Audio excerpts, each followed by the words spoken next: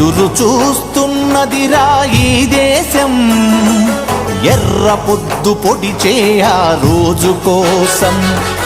కలలు గంటున్నదిరా ఈ దేశం, కమ్యూనిజం నిజమయ్యే కాలం కోసం. విలువలున్న సమాజ స్థాపన కోసం, విలువలున్న సమాజ స్థాపన కోసం. పేదోళ్ళు గొప్పోళ్లను తేడాలే సమసిపోయి సకల జనం ఒకేలాగా సుఖపడు రోజొస్తుందని ప్రతివాడు రారాజై పని చేస్తూ జీవించే